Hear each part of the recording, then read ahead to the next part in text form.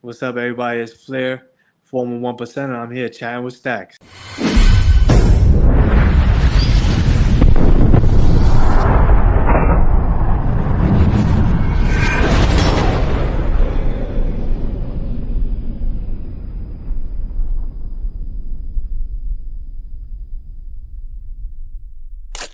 Welcome to this episode of Chatting with Staxx. I'm your host, Bill Staxx, and today I got Flair, 1%. What's up, man? Yes, sir. What's happening, Staxx? Thank you for having me, bro. I appreciate it. Yeah, no doubt. Thank you for taking the time. I appreciate it. Show. So you got a wild story. Yeah, a little bit of a wild story, man. A little bit. I got into a motorcycle accident back in 2023 in August, and I got a spinal cord injury. I was drinking and riding. I was in a bad, tough spot, mentally, emotionally. I made a bad mistake by drinking and riding, and I lost control. Maybe 4 or 5 in the morning, something like that. And my bike started flipping, and I hit a wall, and yeah, and I died on the spot. They brought me back to life, and then I've just been trying to recover since, man. So you didn't hit another car, another Nah, car didn't hit you, nothing? nah, man. So I was on a bend, and I didn't lean enough, and my front tire hit the curb. Oh, I get rubbed up against the curb, and I lost yeah. control, and I started flipping. Oh, man. Yeah. And I let the bike go. The bike kept going, and I hit the tree. I had a tree. It was right next to a wall, and the bike just kept going. And were there people around? How So did they know about your accident? I was with three of the guys from my club at the time. They were with me. Wow, we're gonna get into it. So where you from? Where you I'm born from the and raised? Bronx, Bronx, New York. Born and raised? Born and raised Bronx, New York. I was there till my accident happened, and then after my accident, my mom came to New York from Florida, and she was like, "Yeah, you're coming back to Florida with me," and I was like, "Yes, mom." You're just like, that's it, I'm done. Yes, sir. Because you know what, bro? It was. I already knew from the beginning. It wasn't. There was not gonna be anybody who was going to be willing to do for me what she was willing to do for me. Yeah. So it was just a no. It was a no-brainer to me. You needed that constant care around the Absolutely, clock. absolutely. But you were involved with a motorcycle club. You didn't think that they would like be there for you like that? I'm sure certain people would have been there for me, but it's also like, be there for me in what sense? I'm in a place where I need help with everything. I need help with, dressing myself and like, down to the nitty gritty. Yeah. You're not really asking another man to do that for you. No. You know what I'm saying? So it wasn't a comfortable situation.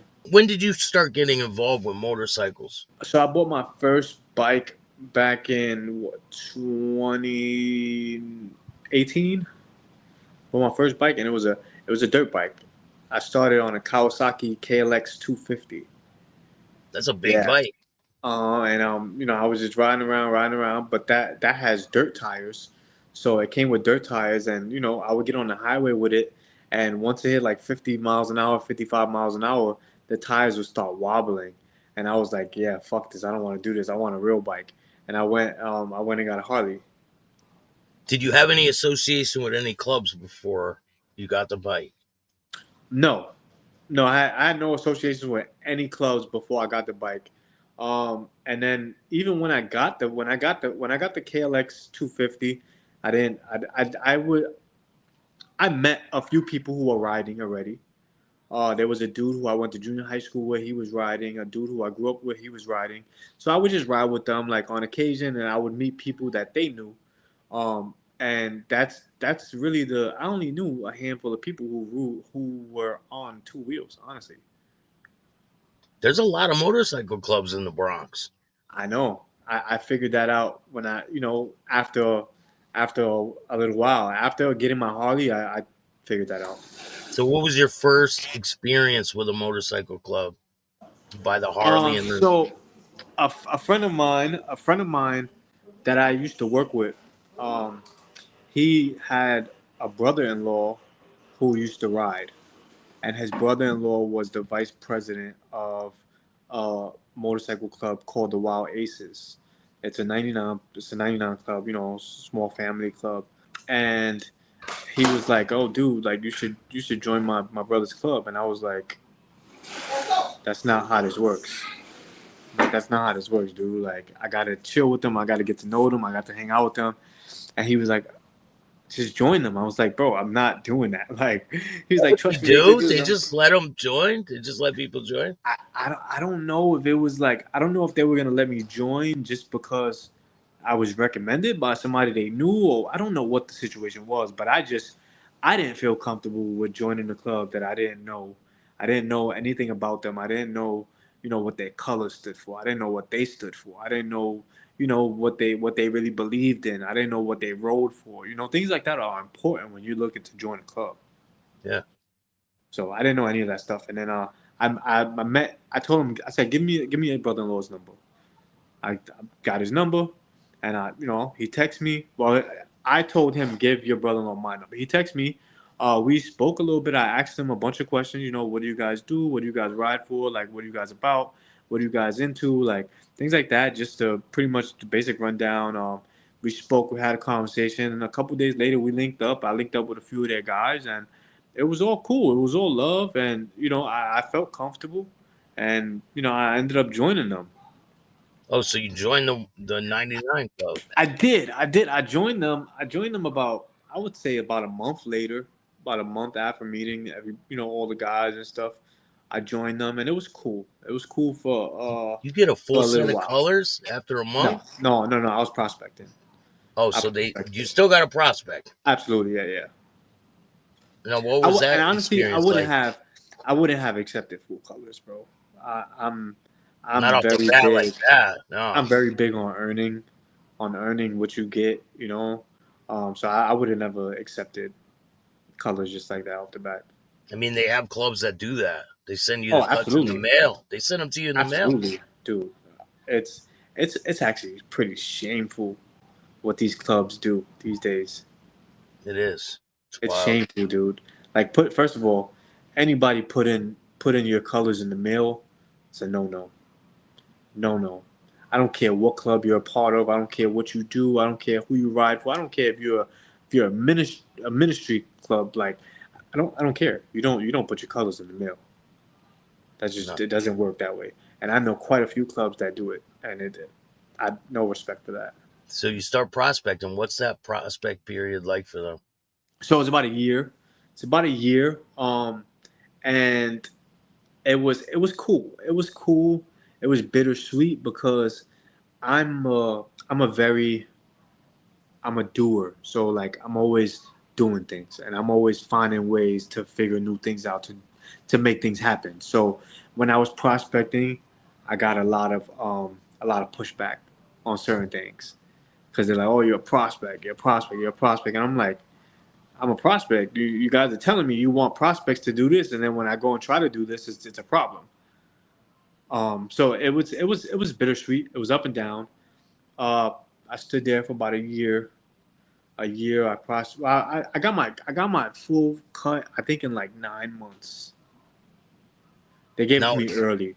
during this time, are you associated with any other clubs? I'm getting to know other guys from other clubs. I'm meeting guys from other clubs. I'm getting real tight with dudes from other clubs, especially like 1% clubs because one thing I always understood was the dynamic of the MC world. I always knew diamonds are always, the ones running the show. The 99s are right under them, making friends with them, and I always understood because I'm from the streets. I'm from, I was in gangs and when I grew up, so I know how it goes. So I was pretty familiar with the whole process itself. So I got Yeah. to know whoever came around, whoever had good energy, whoever was good vibes. I would give them a shot, introduce myself, and get to know people, and really make sure that my colors were being shown. Was your club that you were part of, was that a support club for a 1% club? No, absolutely not. So they didn't support They were any just any of them. independent. Yeah, they were just an independent club. They're still out there. I got a lot of respect for those dudes, a lot of love for those guys. And believe it or not, a lot of those guys still, till this day, support me and help me keep going and reach out to me and make sure I'm all right. And a lot of love for those guys. A lot of Yeah. love for those guys still to this day. So how does it transpire after that? You get your cut after 9 months, and what So happens? I got my cut. I got my cut, and it was a whole big, honestly. Some guys were upset that I got my cut early because you're supposed to prospect for a year, and it was only 9 months, and this and that, and it was a lot of arguments and bull. I ended up I ended up becoming a secretary about I want to say about 6 months later, maybe maybe maybe 6 months later. They voted me to become the secretary. I became the secretary, and then about 6 months after that, we had they used to do like annual votes on like positions, and about 6 months later, I was like, you know what? Like me and the vice president weren't really getting along too well, and I felt like he really wasn't doing what he should have been doing. And it's so crazy because he was actually the dude who brought me into the club. He was Oh, my like your sponsor. sponsor? Yeah, Yes, yeah. he was my sponsor. That was my boy's brother-in-law. Oh Like man. he was the vice president, and there was a lot of I felt like there was a lot of pushback when it came to me. Not everything. I felt like just specifically me and ideas that I brought to the table and things like that were being like, scrutinized and things like that. So I got to the point where I was just like, you know what, like this is bull. And I was like, they were like, oh, like we got elections coming up. I said, all right, cool. I said, all right, y'all want to play? Bet. I'm going for vice president. So when you have an election coming up, do you have to like go around and campaign and talk to different members and be I like, "Yo, didn't. vote for me"? I You, didn't. I don't know how. Remember, this was my first.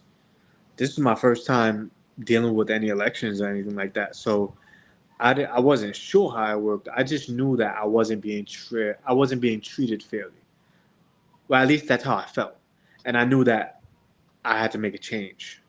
So when the nominations came up, I was like, all right, I'm going for vice president.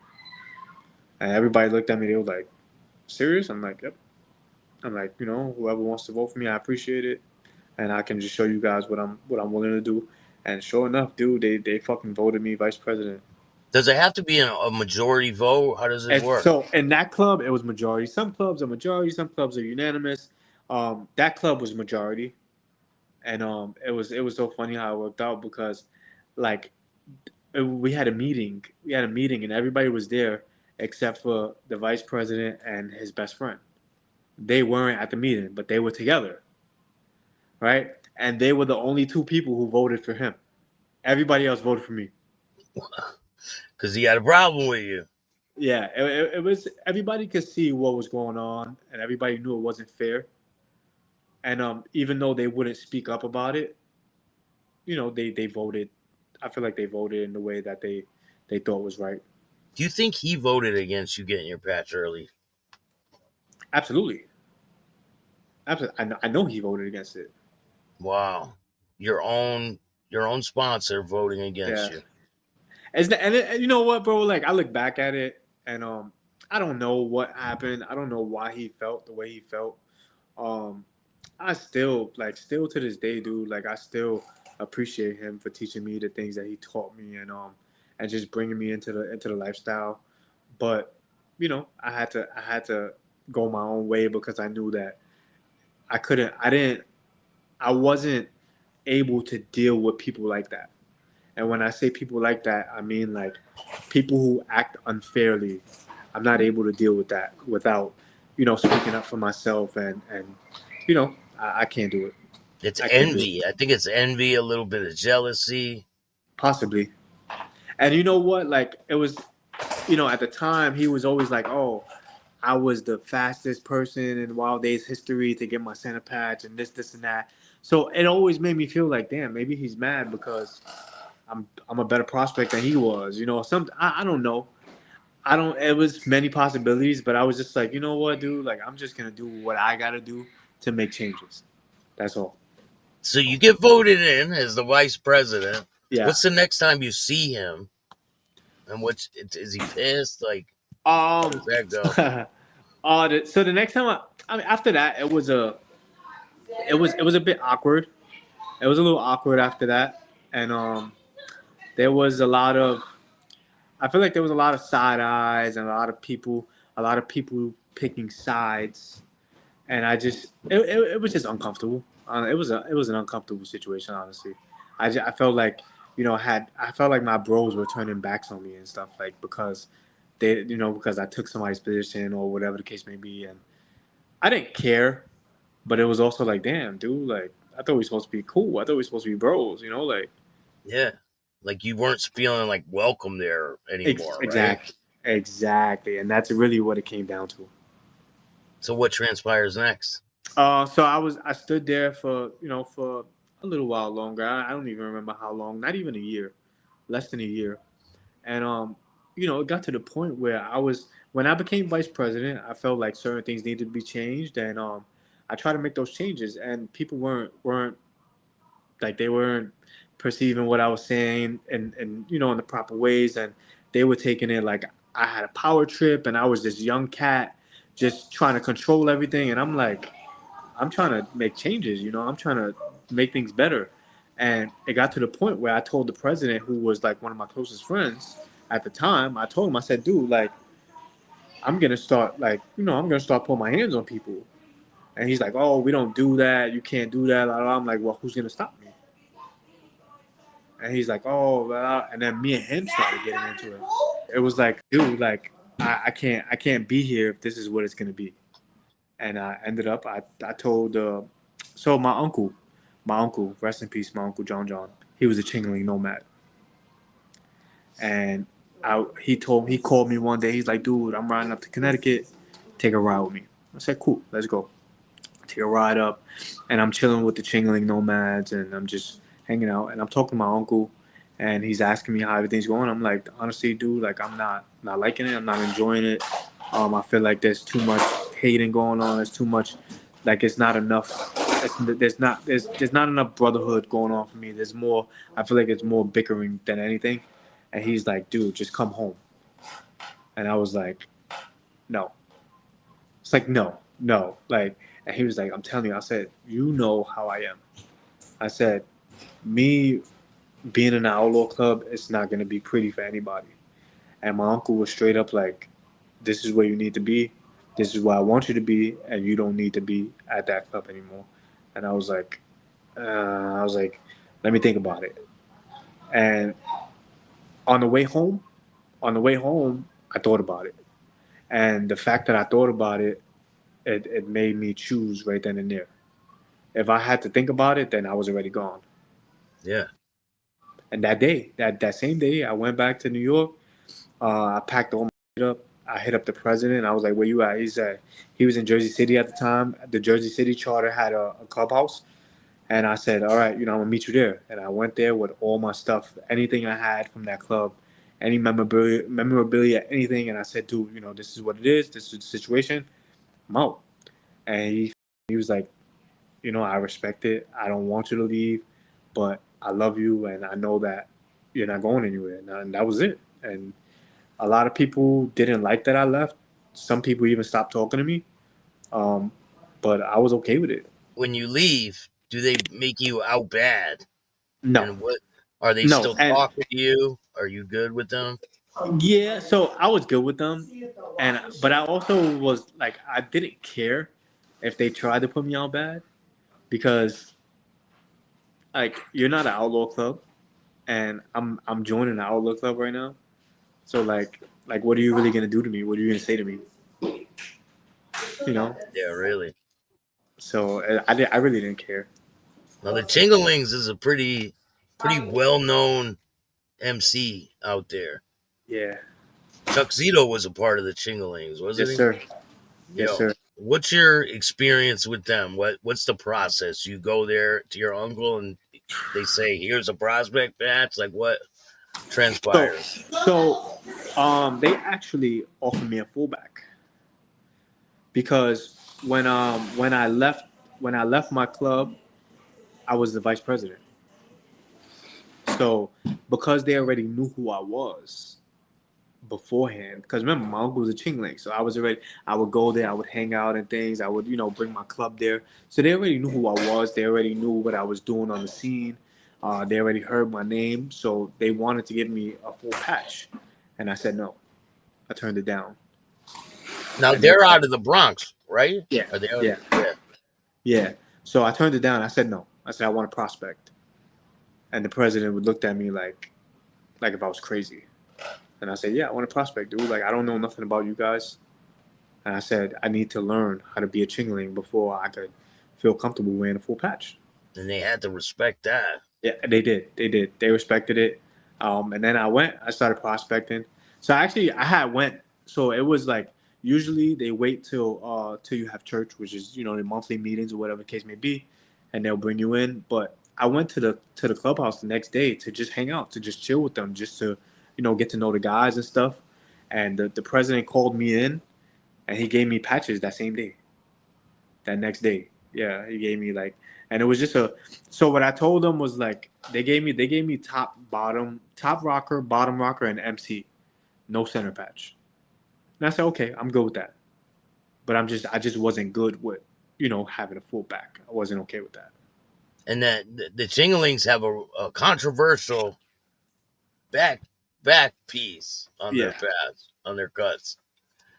yeah, What did you think of that? Like before you joined, what were your thoughts on that back patch? dude. I grew up reading articles about these dudes. I grew up watching videos. Even before I ever thought about getting on a motorcycle.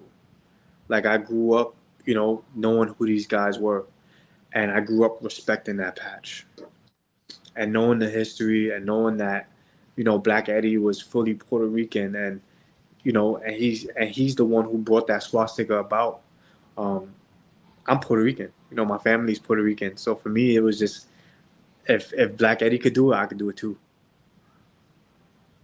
There's other That, clubs that have the and that's the same. patch. That's the patch that I wore. Yeah. Yeah, it absolutely was. Like you have a choice because there's two different patches.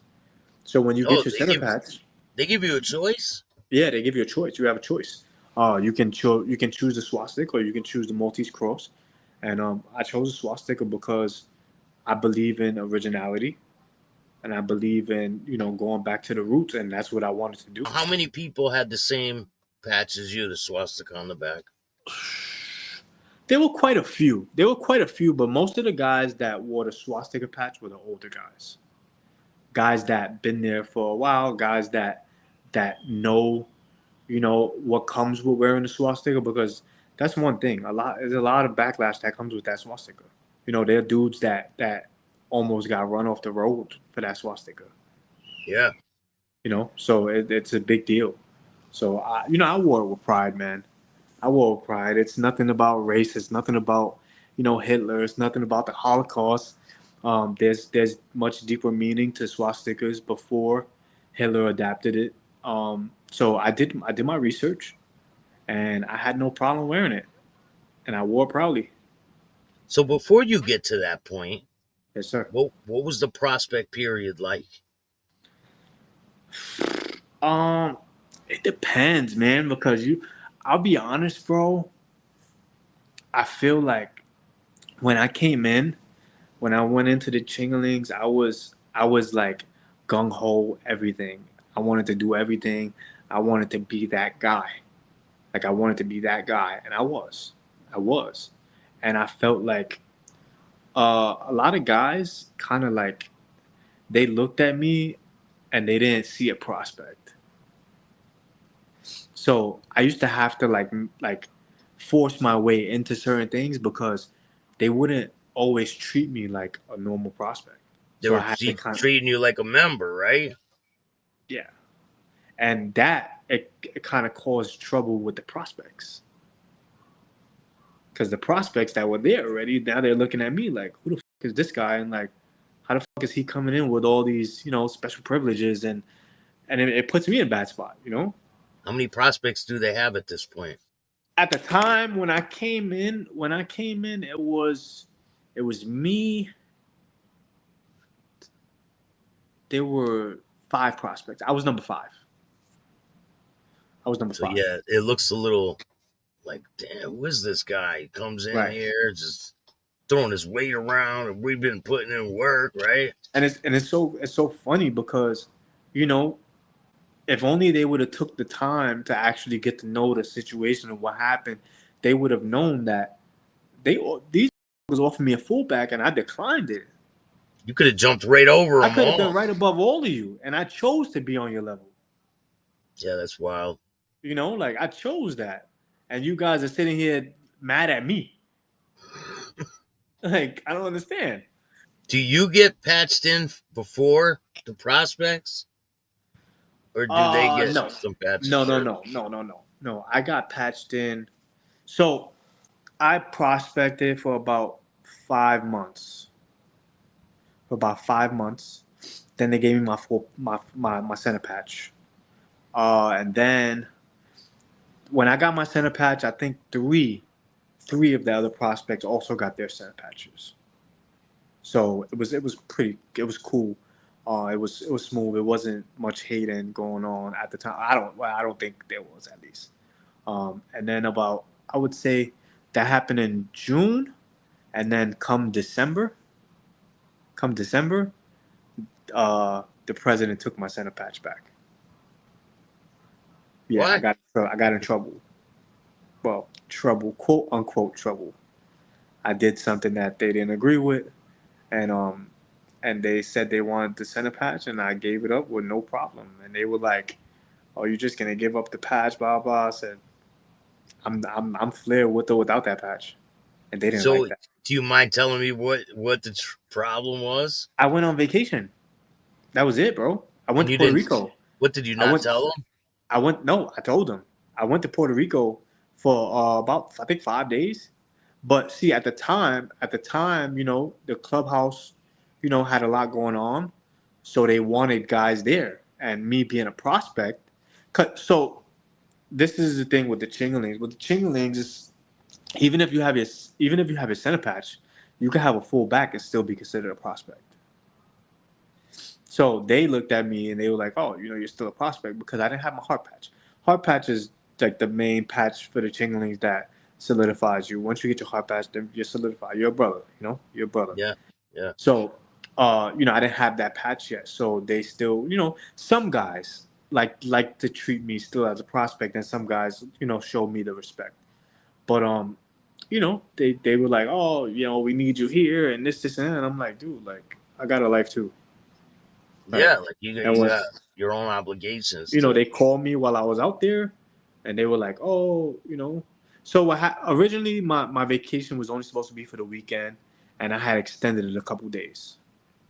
So they got mad that I extended. They was mad that I was away for the weekend, point of all. But then when I extended it, they got even more mad. So I spoke to the vice president, and he was my outlaw father at the time. And he was like, "Dude, this is what it is. This is what it is. You're just gonna have to come back and face the music." I said, "Fine, cool." Came back as soon as I got back the same day. I went home, got dressed, showered. I went straight to the clubhouse. The president's like, "Oh, come to the back, sit down." I sat down with the president. He starts talking to me. He's like, "Oh, take the pat." Took it off. He's like, "Oh, you're not gonna ask why?" I said, "No, I don't need. I don't need to know." Do you think if you would have said, "I'm not taking the patch off," you think they would have let you keep it on? Um, You think if if maybe they it was a test? see now, here's the thing with that, right? The thing with that is that I'm I wouldn't have respected them had I said, "No, you're not getting this patch," and they were like, "Okay."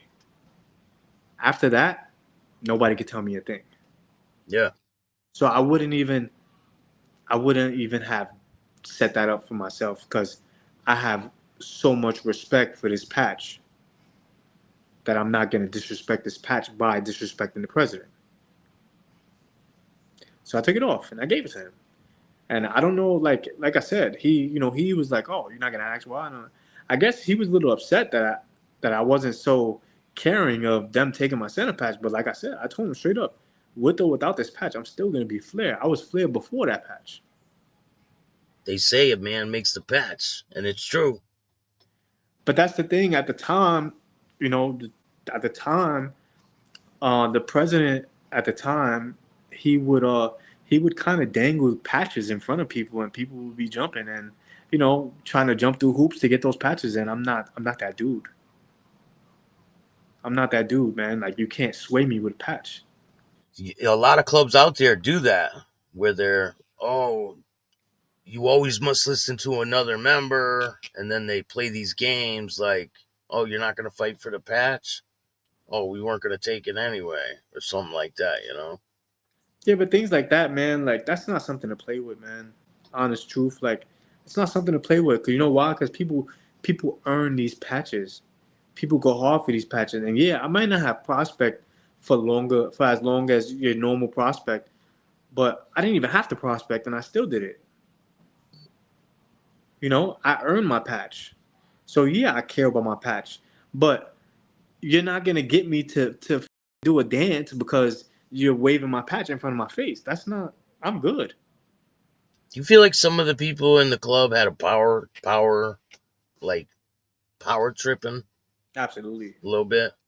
I think people in every club power trip. I think there's someone in every club that power trips at some point in time.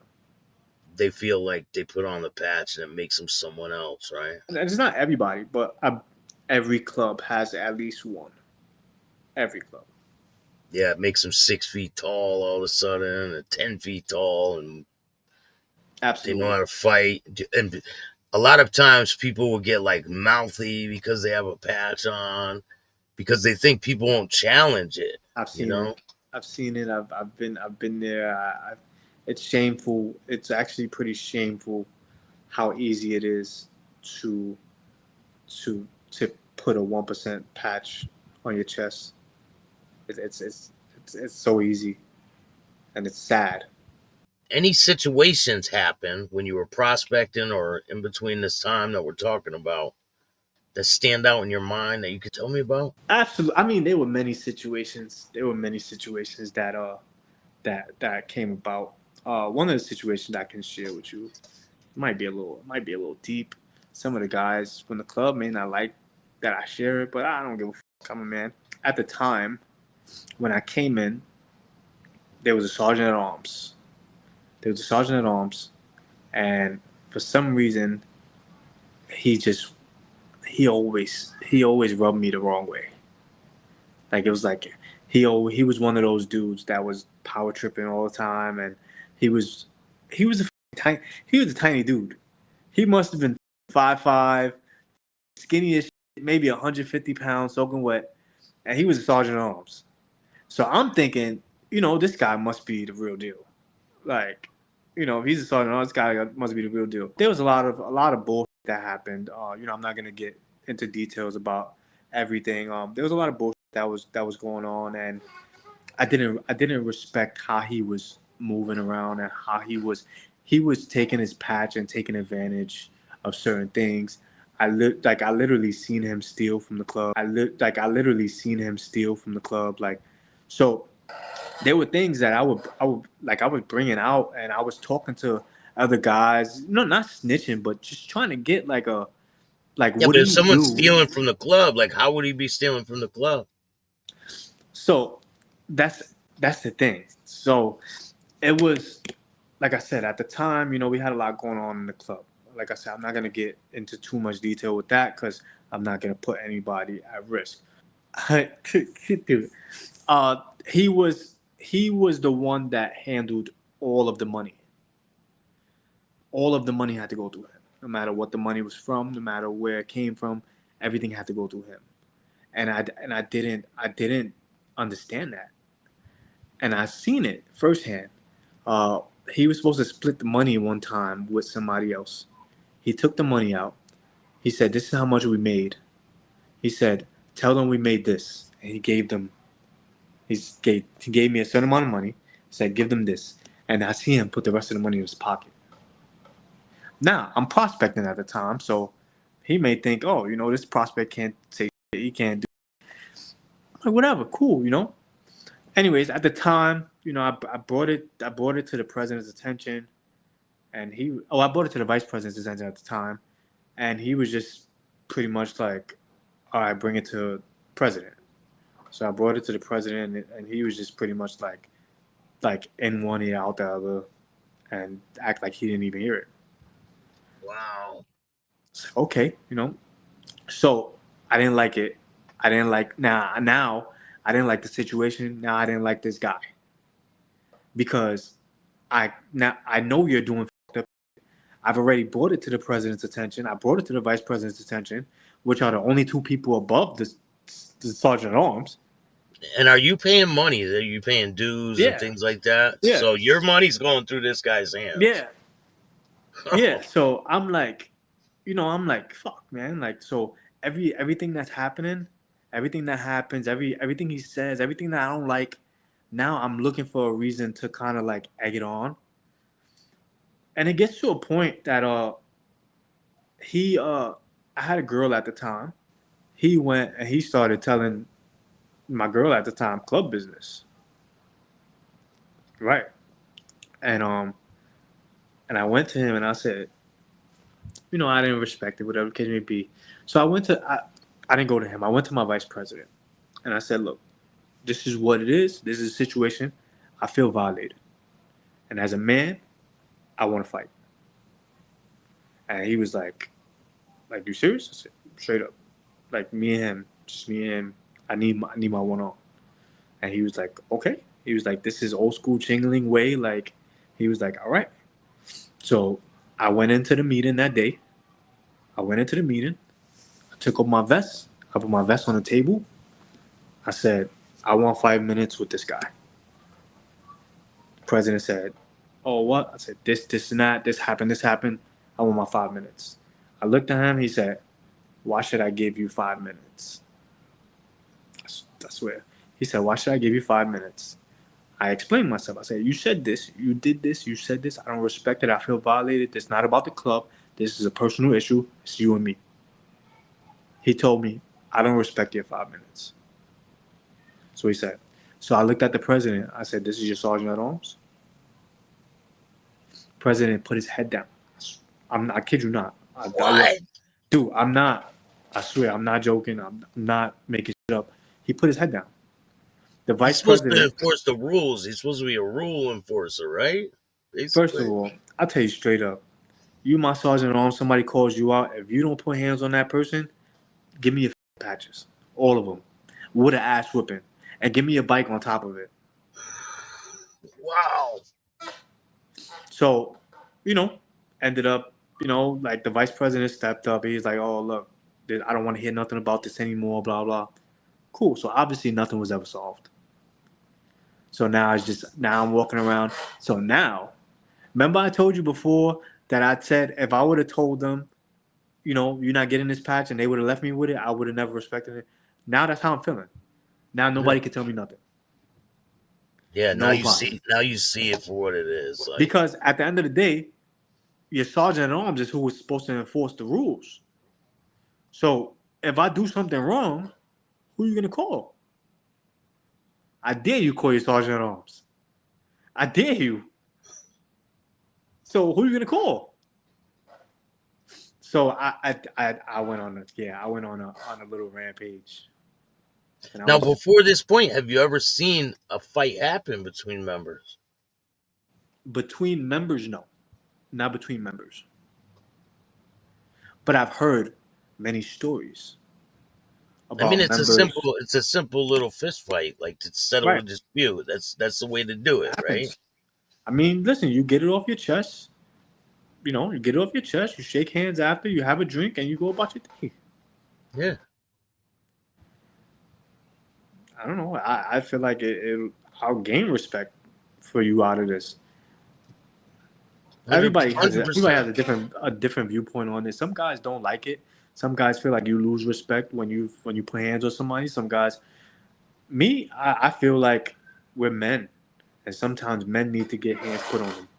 Yeah. So I mean, there's situations when it calls for it, you know. Absolutely, brother or So not. so now there's tension between you guys, and it's known. I mean, he kind of knew before because of the stealing thing, but now it's known, right? So what Now happens next? everybody knows. So I stood there for about almost another year. Almost, no, I'm lying.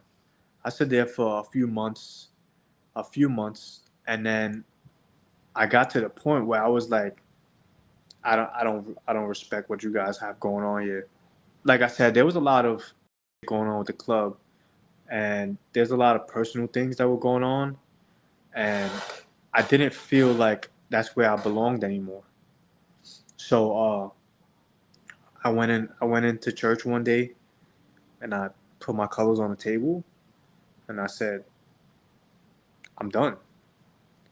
I said, I'm done here. I said, this is not what I joined. This is not my exact words. I remember it like it was yesterday. My exact words were, when I came here, I never felt like I belonged anywhere until I became a Chingling. But I come in here today and I don't even recognize who I am anymore, and I'm not okay with that. And I said, that's not what I signed up for. And I put my patch down, and they thought it was over a situation that had nothing to do with, what it was about. I'm not gonna say, like I said, I'm not gonna say too much because I'm not gonna, get certain people in trouble. But when I put my patches down, three other guys put their patches down. Wow. Yeah, and we all four of us went, and we went to the president from the upstate charter, from the upstate New York charter, and I sat down with him and I said, "Look, this is a situation. This is what it is. Um, me and the guys, we want to come up and prospect with you." Now, how many charters is there? There's one in the Bronx. Well, at the time there was one. There was one in the Bronx. There was one up in Middletown. There were actually two in the Bronx at the time. There were two in the Bronx. There was one up in Middletown. There was one in Connecticut. Um, and there were a few guys out in Jersey. Those are the only in the tri-state area that those were the guys that we had in the tri-state area. Those those guys at the time. Now I'm really not sure how many they got. Now I still have my guys that are in the club that I still have a lot of love for, but club business is not my business. Yeah. So I don't really, I'm not sure how much So charges you they have now. you go up to upstate. Is it Mm-hmm. a far ride up there? It's about a hour and 10 minutes. So if they need you, you can go there and be there. Yeah, yeah, So yeah. what do they what does he say when you do you So bring he's all these guys with you? mhm. So I go up there. Like I said, I talked to him and I let him know what the situation is. He said, "Oh, cool," and he's like, I tell him straight up. I said, "Look, if we do this, I want all four of us to start bottom rockers only. Bottom rockers only." And he said, "Oh, yeah, la, la, la." And we started bottom rockers only, and So you did you have the member patch yet though? No. So they you weren't like a full member, but you had a back patch. all I had was bottom rocker MC. That's it. And I earned my patches back the way they're supposed to get earned. All four of us. Was it a different process up there than it was from down there? Slightly because they knew that I was prospecting, that I didn't need to prospect. Like they knew that I already knew how to move as a member.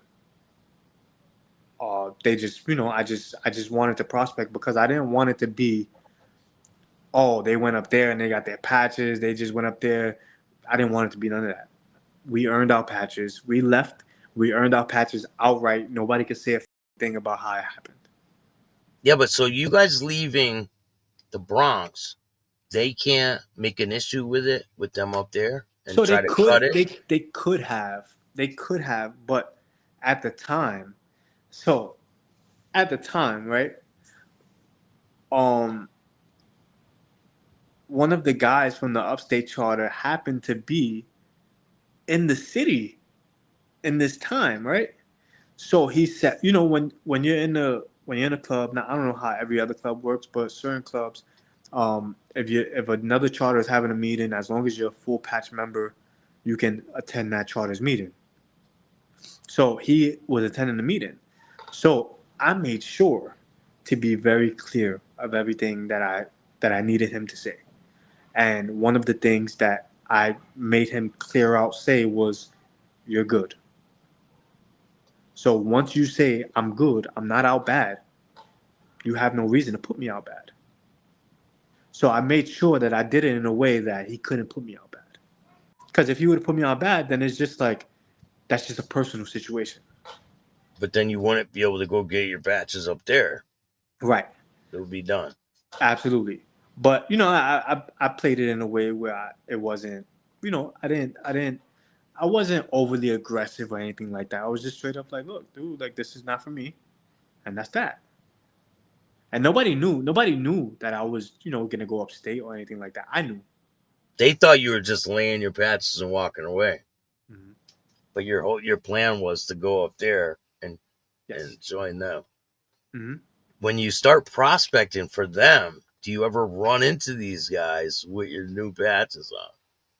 My first time coming out with patches was at an event in the Bronx at one of their parties. And what It happens? was it was actually every first Sunday of September they throw a big celebration for Black Eddie because he died in the beginning of September. So they throw a big celebration for him every year, and that was when I went back with my patches. And what happens? What do they say when they see you? Nothing happened because it came out beforehand. It came out before the event that like it was like some rumors going around. Yeah. So the president, like they called the president from upstate and they were like, "Oh, what's going on?" Blah, blah. And he told them straight up. He said, "Look, we're not beating around the bush. Those guys are with me now. That's it. Simple." And that was it. Like they didn't question it or nothing. They didn't, that was that. So when you go to the event, are they like shocked a Uh, little bit? eh, yeah, absolutely. Not a little bit, a lot of bit. They were Like they what were the? absolutely. And then it was so it was they were. I feel like they were mad, but they couldn't show it. You know. But yeah, I was happy. I was happy. I was happy. But you just have a bottom rocker at this point in the MC, right? Just bottom rock at MC, So they know what it is, and I was obviously. and I was still happy. Yeah. I was still happy, dude. But so you being a prospect, you still have to show respect to the Yeah. people that are in the club. Yes. Can they like tell you to do stuff being from that chapter? Like what's Yes. that about? Yes. So the president at the time, he told me straight up. He said, "You don't take orders from nobody from that charter. You take orders from this charter."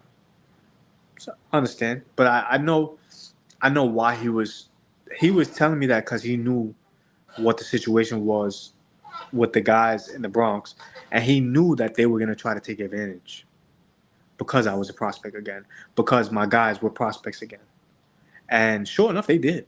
They tried, not with me, but one of the guys that I went upstate with, they tried it. What did they what And they, happens? they I forgot what it was, but they tried to like make him do some. I don't remember the exact situation that happened, Something but like do security or wash no, that it was bike like or yeah, something. but they did it like they were trying to like be overly aggressive about it. So he brought it to the president from the upstate charter, and that president went to the president from the Bronx, and that got squashed like immediately. Like it immediately got handled. So then how long until you get your patches? Uh, I would say about 8 9 months, something like that. After you get your patches, when you finally get your patches, you get the straight up member patches this time, right? What's So that well, feeling like? well, no, I don't. I get the full back again, and I still have to earn the last patch. That last patch, I still had to earn that patch. Yeah. I still had to earn it because so that was the thing in the Bronx. They didn't want to give me that patch because when you get that patch, then you qualify to become an officer. Then you qualify. You can't be an officer with just a pullback. You have to have that last patch in order to qualify for these extra things. So I felt like in the Bronx they weren't trying to give me that last patch because they didn't want me to hold a position. They didn't want me to have any authority. Yeah.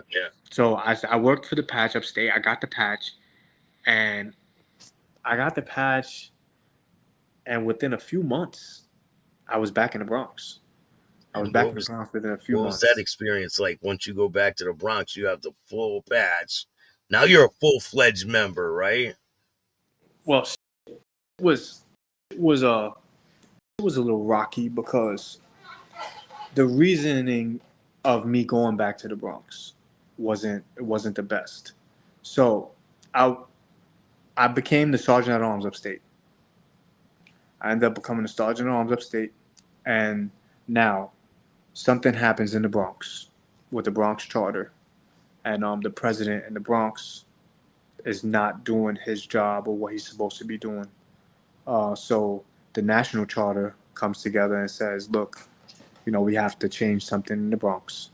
So the guy that they want to come in and take over as president in the Bronx, he tells the national charter, he says, "I'll take over the Bronx, but the only way I'm doing it is if I can have Flair as my VP." What? Right.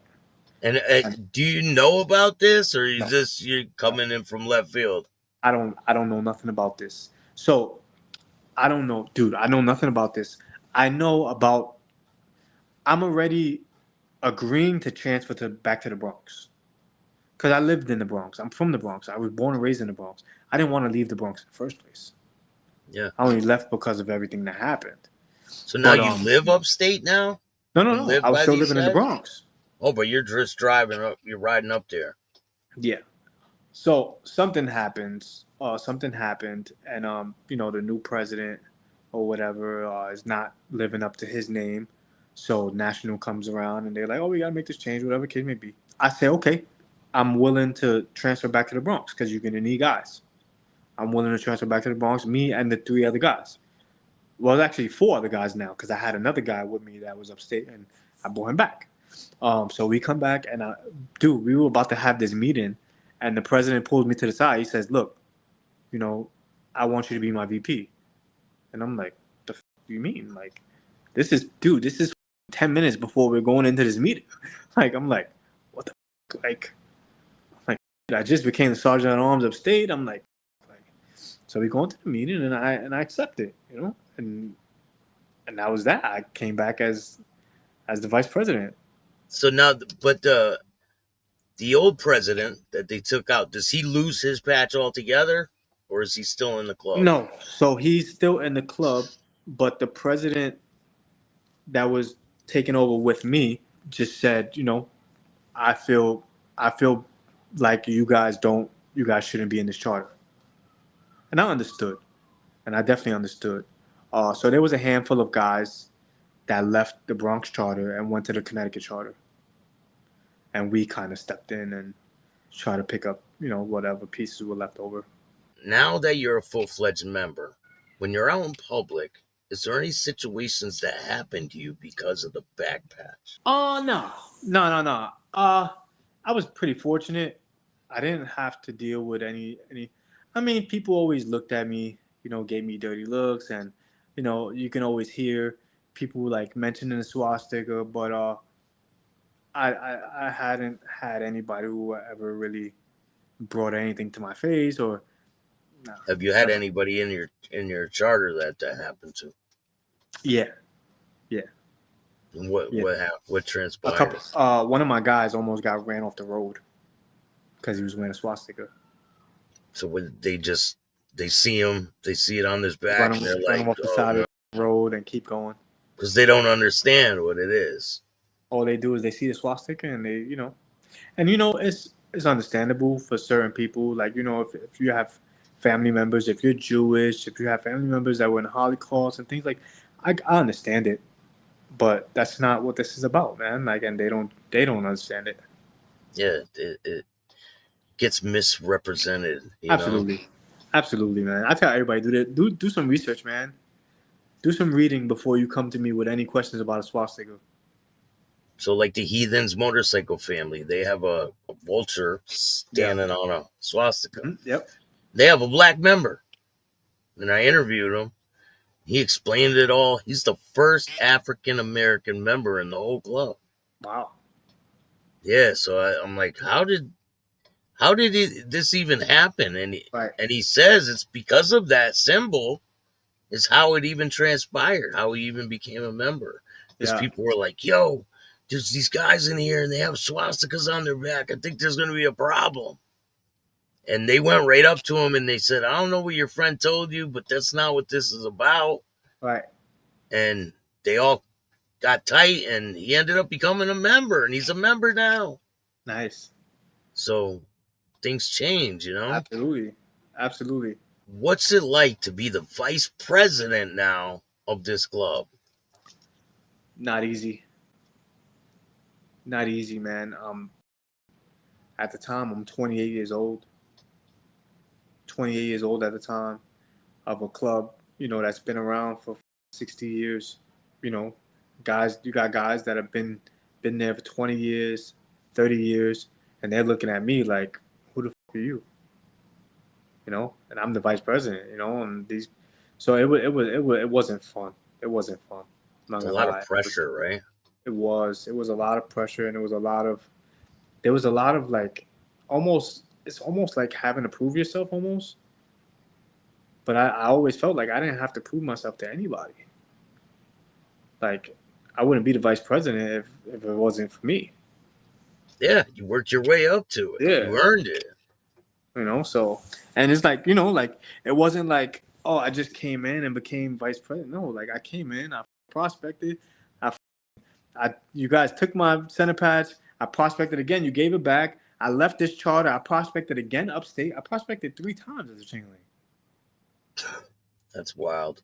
And I was the sergeant at arms upstate. So it's like I worked my way around to get this position, like, But they're looking at you like, who are you to tell us what to do? dude, I've I've had to, stop people in their tracks. Whoa, pump your brakes, dude. Like, I don't give a fuck how long you've been here. I'm not that one. Like, I'm not that dude, man. Like, I'm telling you, watch your face, bro. So was there any drama going on to where people ended up getting into fights? And was it a little different once these other people were out or pushed to the side, the other officer, and because he wasn't the enforcer no more, right? No. Well, uh, before I transferred back to the Bronx, when I was in the upstate charter, something happened in the Bronx, and he didn't do what he was supposed to do. And it was something that happened that, I'm not going to repeat, but something that really shouldn't have happened. And I was out. I was out in the club with my boy. It was his birthday, and I get a phone call, and I immediately went to the Bronx to the clubhouse. And when I got there, I asked this dude like, "What happened?" He's explaining to me this, and that, this, and this. And I'm with my sergeant at arms from upstate. We're out in the club, like we're hanging out. So I'm with my sergeant at arms from upstate, and we're like, what happened? He starts telling a story, and I'm looking at him. I'm like, you did what? You said what? I'm like, no, there's no way. And he's like, yeah, yeah. I'm like, wow. He's like, I didn't want to get the bros into more issues. Long story short, I beat the out of him. So Right you then. end up, so you end up getting your 5 minutes anyway. So long story, dude. He says some. And he's like, oh, I didn't want to get the bros into more issues. That was his excuse for not handling business. I punch him right in his face, right in his, and I start going to town. And his president is standing right there. His president is sitting right there. I'm with my vice president. There's like three other guys in the room from that charter, and I'm going to town. And they pull me off of him, and I look at his president, and I said, "This is not your sergeant at arms. This is not a member. He's not a brother. He's nothing. And I'm not leaving this clubhouse without his colors." Man. Sure enough, he left without his colors. So that was it. He was done. That was it. That was it. So you got your 5 minutes. I got my 5 minutes. I did. Thank God. But the club's probably better without him. Someone like Absolutely. that, you know. Absolutely. People Not- like him dig yeah. graves and then jump in them. They don't dig graves for other people. They dig graves for themselves. I could understand there's a time when to do things, there's a time when not to. But if you miss this opportunity where it's pretty, you know, you lose face with a lot of things. Well, no. Honestly, not me. Because you want to know something, bro? Like, that wasn't my situation to handle. No, it was his. He should no. It was the charter. The Bronx charter should have handled that situation before I even got there. Yeah, with him. Yeah, But he should have handled the situation that he had at hand. Yeah. But what I'm saying is the fact that he didn't handle that situation, he should have been handled. 100%. And the fact that nobody handled him, it put me in a spot where it's like, as a member, as a brother, wearing this cut, if I don't do this right now, I'm gonna feel like I didn't do what I had to do. So I did what I had to do. Maybe, I don't know what could be the reason. Maybe they didn't want to speak up, or I don't know. It was just one of those things where, well, one, I can tell you straight up, the president. Remember, I told you he was stealing. The sergeant was stealing, and I told the president the reason that the president didn't do nothing about it was because he was splitting the money with him. It makes perfect sense. Exactly. And then when the fight thing happened with you, he's like, "I'm not gonna let that." Exactly, and he wasn't gonna put the sergeant at arms on the spot either because that's his boy, and that's who he's breaking bread with. And then when this situation happens, he doesn't want to get rid of him again because he doesn't want to lose out. Exactly. And me, I was like, yeah, we're not doing this. I'm not standing for this again. So that's it. He's gone. So what happens after that happens? So after that, they changed the president. They changed the president, vice president, sergeant at arms, everybody. And then a few months down the line is when, national steps in and they say, this new president is not doing what he's supposed to do. And then that's when they called in for reinforcements, and I ended up back in the Bronx, and everything started going back to normal. Now, during this time, is there any major accidents that happen within the club? Accidents as far as what? Motorcycle accidents. Are you guys riding in a pack a lot? Yeah. We used to always ride in a pack. It wasn't many accidents. I mean, guys would go down here and there, but like not anything major really at the time. There wasn't much major going on at the time. Were you guys riding far? It depends. Like me, I was riding everywhere. Like I rode to Florida by myself. With your patch on? With my patch on. As a prospect. No center patch. I rode to Florida by myself. Damn. Yes. That's a long ride. Oh yeah. It is. It definitely is. I rode to Florida twice, but I rode by myself as a Chingling, as a prospect. That's wild. Yeah. It's so we didn't have many accidents at the time. Guys in the Bronx weren't riding like that. Their lives were spent in the clubhouse. And that's another thing that I didn't like. That's another reason why I didn't want to be there. It's like, I don't do nothing. All you gotta do is stay here, do nothing. Like, was there a lot of young members, or are you one of the youngest? When I came in, I was the youngest. When I came in, and then there came one younger dude than me. There was one dude that was younger than me. He came in after me, and he ended up becoming like one of my closest dudes from the club. They were there were like a handful of us younger guys. I ended up making what is called the baby chings, and that was pretty much like anybody 30 years old and under who was a chingling because there was only a handful of us. Yeah. So that was like the baby chings was a new thing. Like there wasn't many young people. A lot of the guys were older guys. You guys are mingling with other clubs at this point, right? Yes.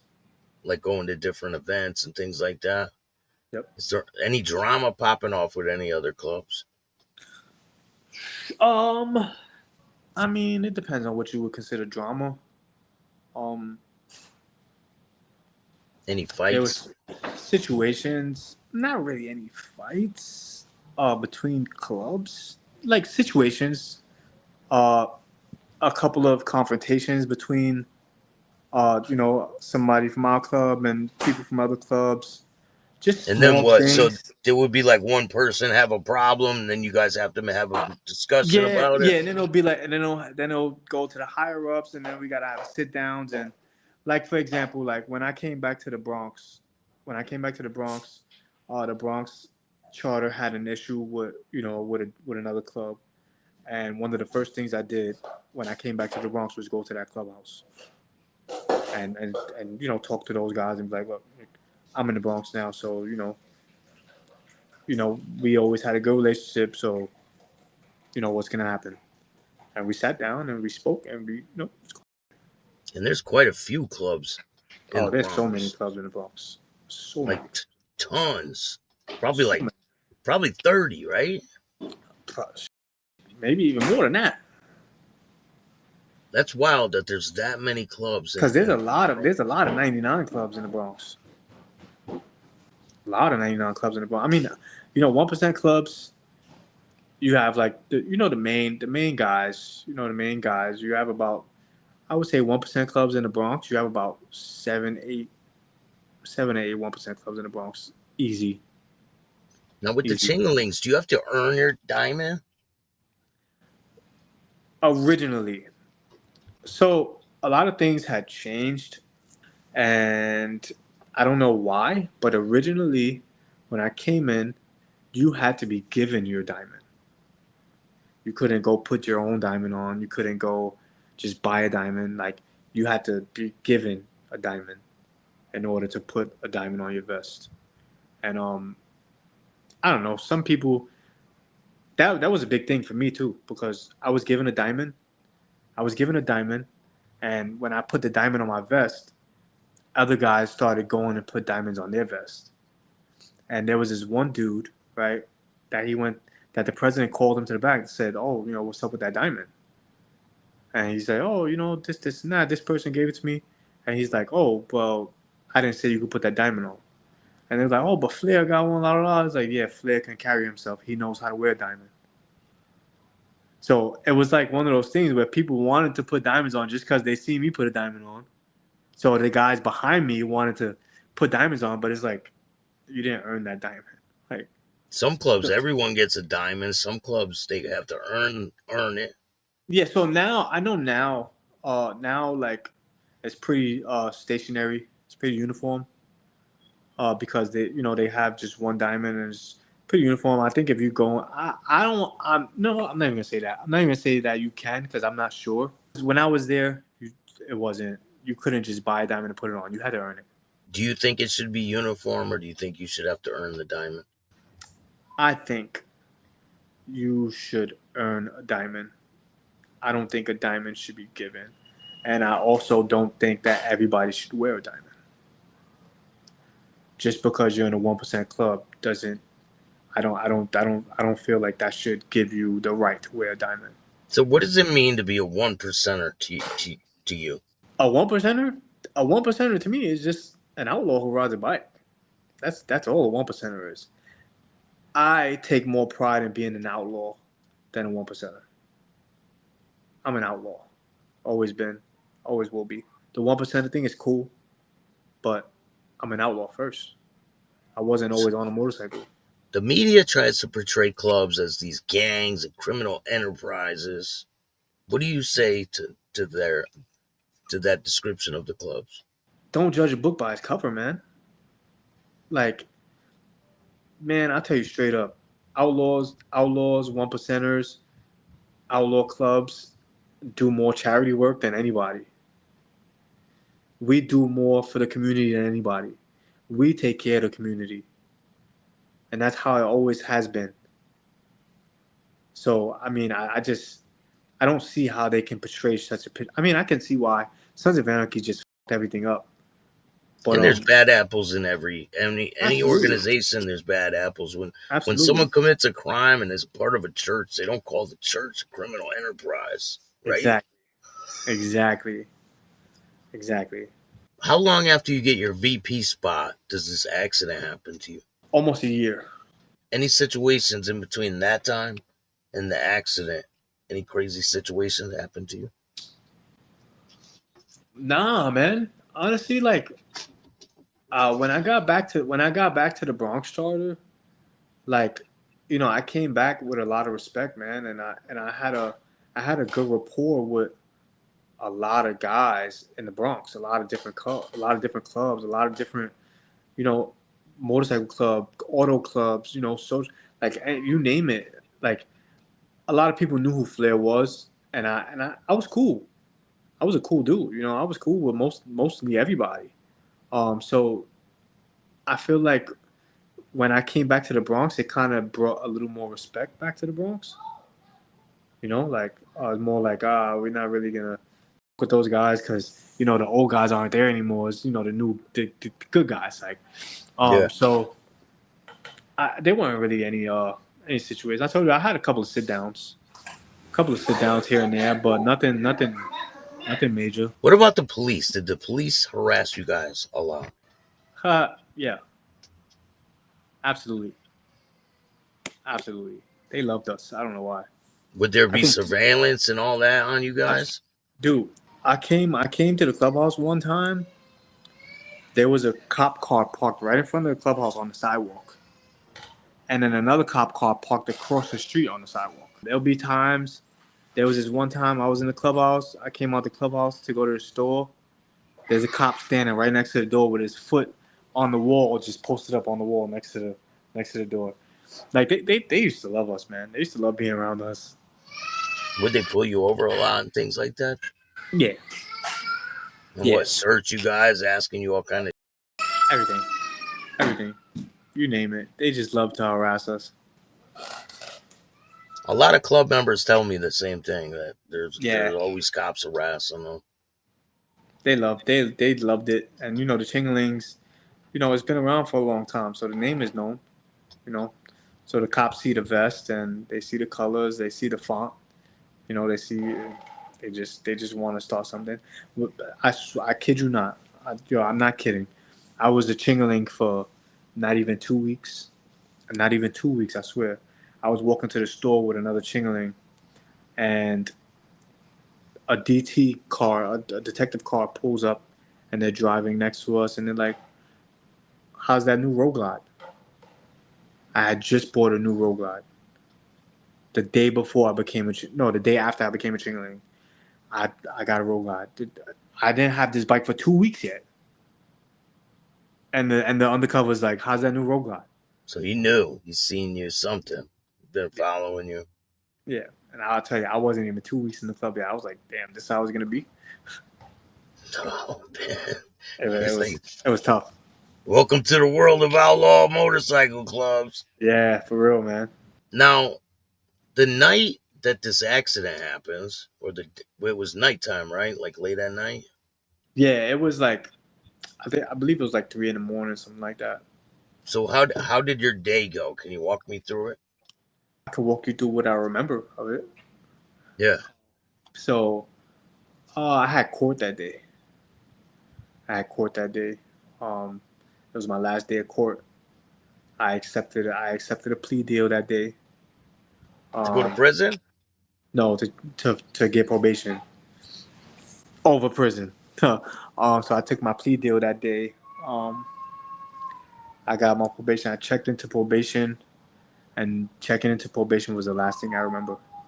So then That's the last what, thing I remember. you're drinking, right? Like, I'm not in Yeah, prison. yeah. I started drinking. And I guess I go, I go home, I change and stuff. I go out with a few of the guys that night. We go out to a couple of bars, and we're drinking, we're bar hopping, and yeah, I don't know any of that. I don't remember any of that part. So when you wake up, what's it like when you wake up? And are you like, where am I? Are you like, So I don't remember about like the first week and a half after my accident. I don't like. I remember bits and pieces, but I did don't you have remember head like. injury too? Were you all Yeah, all banged up all over? yeah. I split my head open. I don't know if you can see like right here. Split my Yeah. head clean open. Um. So yeah, I was labeled TBI, which is traumatic brain injury. So I don't remember about like the first week and a half, and then like when I did come to like my senses, when I did start to realize what was going on, I couldn't talk. I had a tube in my throat. Oh, when you're I had a trach. tube in my Yeah, I had a trach, so I couldn't talk. I couldn't speak. I wasn't able to move my hands. I wasn't really able to move my arms too much. When you first Um, find out you're paralyzed from the weight, what is it, the waist down or the yeah, it chest was it down? was a waist down. So originally they had told my mom that I wouldn't feel anything under my neck ever again. That was the original consensus. But I feel everything. What are your thoughts when you finally find out you can't move your legs? It was honestly it was overwhelming. It was super overwhelming. And for me, like I was thinking like I'm gonna be back on my feet. I'm gonna be back on my feet. And then you start talking to doctors and shit, and you find out that it's not that simple. They have a lot of different things now that they're having breakthroughs with things, Yeah, stem cells and all types of different. Yeah, it's awesome. Yeah. Technology's crazy. So now, can you feel your feet? Yeah, I feel everything. I feel everything. So there's definitely improvement, right? Absolutely. Yeah, absolutely. Now, did you sever your spinal cord? Incompletely. It wasn't complete. It was an incomplete break. What kind of support did you get after this accident? Uh, I didn't get much support from the club. I'll tell you that much. Uh, No. it's heartbreaking that the guys that I thought would be there, to the end, they weren't. Hi. It was more my family. My family was there. My mom came from Florida. She came to New York, and she was, just by my bedside every day, bro. Like, and when she came to New York, she stopped everybody from visiting me. She stopped all visitations because I couldn't speak. Whenever people would come and I would see them, I would get super overwhelmed. And she's seen it happen, and she cut everything off. Yeah, because the meters start going crazy, right? Do do do.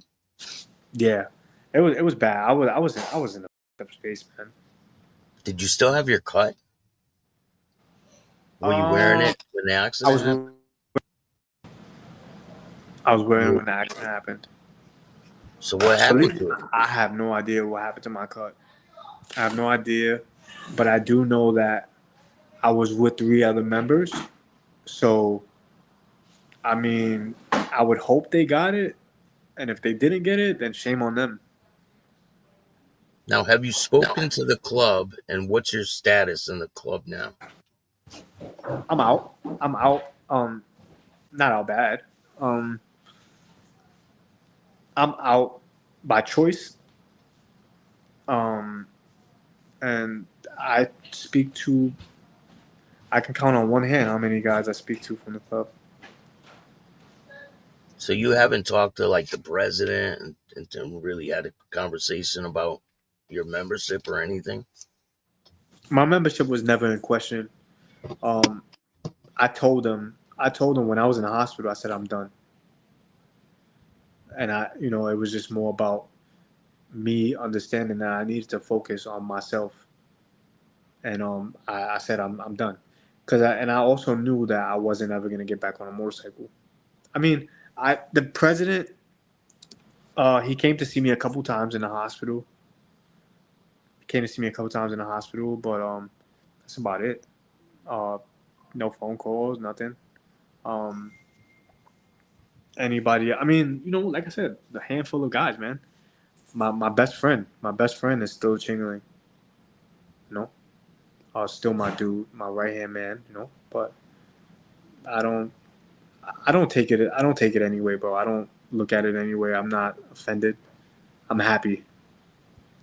Wow, So things. how long has it been since this accident happened? Uh, it's about to make 2 years in August. It happened August 4th, 2023. Damn.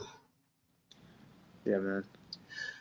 It's a wild story, man. And what's in store for the future for you? I just want to help people, bro. However, I can help people. I want to help people. I know what it's like to feel alone. I know what it's like to feel like you don't have the support that you need to keep going. And I just want to help people however I can do that. So, I try to share my story whichever way I can. And I hope to become some type of peer mentor for people who have spinal cord injuries, such as myself. Um, and that's pretty much where I'm at right now, man. Like, I just want to help people. I don't know exactly in which way I'm gonna help just yet, but I'll get there.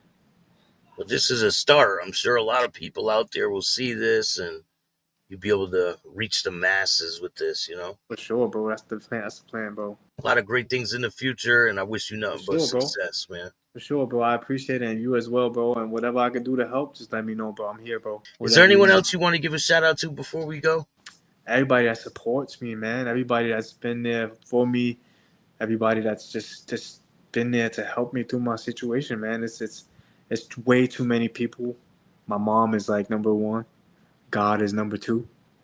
You know, like without my Definitely. mom, without God, like I wouldn't have anything. Like, but it's too many people to thank.